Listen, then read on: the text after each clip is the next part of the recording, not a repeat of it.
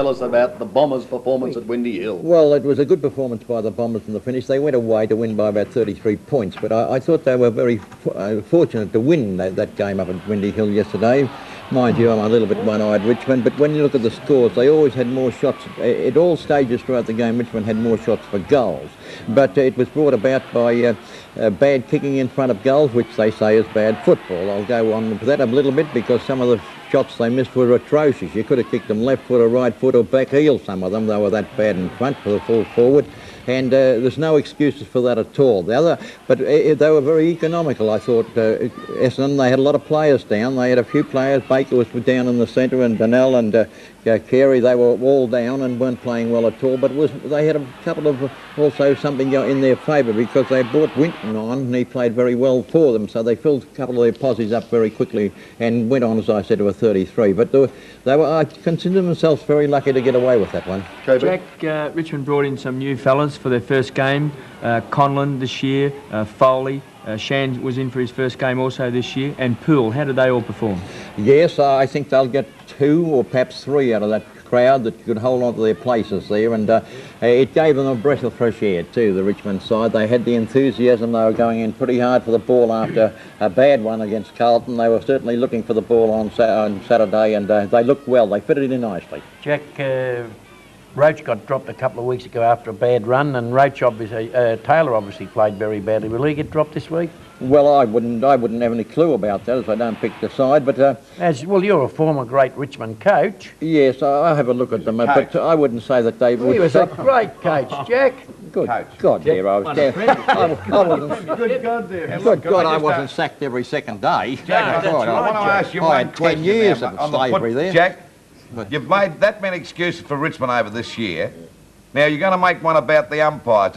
You've been criticising them all morning today and saying that the umpire's not giving the Tigers a go. Do you want to come out and say it? I'll say it, Lou. I'm glad you asked me that question. As a matter of fact, I was waiting for someone to ask that question. When 10 free kicks go against you, the first 10 free kicks go against you, there's something wrong with umpires, I think. Surely you're entitled to 1 free kick out of the first 10. Now, they got the first 10 Essendon free kicks. That's not bad for a start, I thought. Jack, they did get 3. What's Lou doing? Oh, you come to him and I'll punch you right.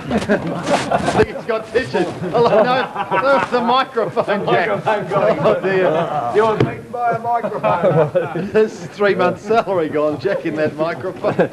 Yes, look, You can have a good cry now, and that Jack. was the trend of the game, as a matter of fact. Right throughout the full 4 quarters, the trend of the game. It was just a matter of adding up the free kicks at quarter time, half time, 3/4 time, and the finish was 40 to 25. I said, well, that's it. Like you couldn't beat that with a stick. You couldn't. That would have beat any bicycle rider from Warrnambool to Melbourne, I reckon. That would have. But they stuck to their guns, I must say, Richmond. They put up with it. That's what I liked about it, because there was kids. Never complained once. They just went on with the game. Don't waste those Kleenex. You've got to go back in the dressing room. Looking at Essendon, I think you've got to say something about Essendon. They still haven't got that little bit of kill that makes the difference between a grand final side, one that can win a premiership. They have the players now, and there's no excuses for Sheedy. They've got the big rough guys there that's playing pretty tough football now. Now, if he can combine some of the other fellas with these fellas, they could go on and just about win the premiership. Is Merritt that tough, Jack? Serious question, yes. Do you think they should put the centenary celebrations off I for like next your, year? I like your wit too, Sam. What do you think they Like should? it's like my grandma. I was going to say something like that, but I won't. Yes, you You were. have got that. Do you think they should? You've got that Boy George wit. Jack, I don't want to upset you. We've got time for one more question, Jack, Luke. is Merritt that tough? Well, I think he's the strongest player playing football at the present time. Do you know what it means between tough and strong? No, You tell don't me. you know? No. Well, I'm not going to elucidate because I'm sick of time You're not trying to gonna say elucidate. that. Perhaps you could tell us about it, though, Jack. Go through. What? Perhaps you could tell us about it, though. Yes, he's a big, powerful fellow that can take a very strong mark and push the pack away as And he he keeps takes on the mark elucidating. with his chest.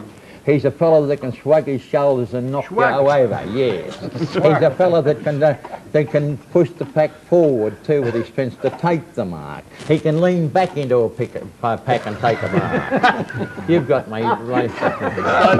It's those teeth. Yeah. Tell us about the votes. Jack, the votes before they come out You want to completely. go and see Mick Allen? Again.